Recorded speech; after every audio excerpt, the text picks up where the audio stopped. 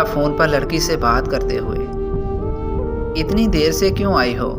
کب سے انتظار کر رہا ہوں۔ لڑکی، سوری، وہ آج ماما نے ڈانٹا تھا کہ ہر وقت نیٹ پر بیٹھی رہتی ہو، خانہ داری سیکھو کچھ۔ لڑکا، جانو اتنا مس کیا ہے کہ کیا بتاؤں، آئی لو یو ویری مچ۔ لڑکی خوشی سے پھولے نہ سماتے ہوئے، ہائے سچ؟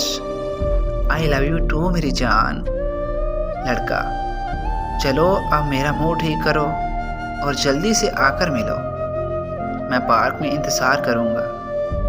لڑکی، آج تو آنا مشکل ہے، گھر میں مہمان آ رہے ہیں، کل کوشش کروں گی۔ لڑکا، یوں کرو کہ آج اپنی تصویریں کھینچ کر دکھاؤ، ورنہ میں ناراض ہی رہوں گا تم سے، تصویریں تو دیکھی ہوئی ہیں تم نے۔ لڑکا، ارے میری جان، دل کے پاس رکھوں گا۔ لڑکی، اچھا ٹھیک ہے۔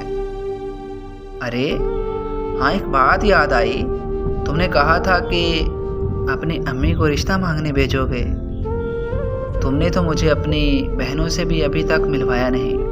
لڑکا بات کو ٹالتے ہوئے، ارے ہاں ملوا دوں گا، جلدی بھی کیا ہے، ابھی تو ہم دونوں پڑھ رہے ہیں، رزلٹ آ جائے تو پھر دیکھتے ہیں۔ لڑکی سانس بھر کر، اچھا ٹھیک ہے، پھر کم از کم مجھے ان کی تصویریں ہی دکھا دو، مجھے پتہ تو چلے کہ میری ہونے والی نندیں کیسی ہیں۔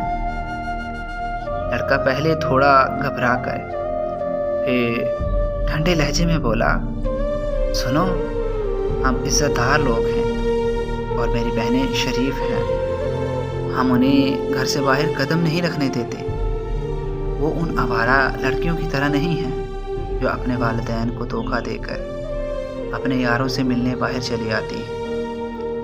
الفاظ کیا تھے، جیسے پگھلا ہوا شیشہ تھے، جن کو سن کر لڑکی کے تو جیسے پیروں تلے سے زمین نکل گئی اور اس کے سپنوں کا تاج محل دھڑام سے زمین پر آ گرا۔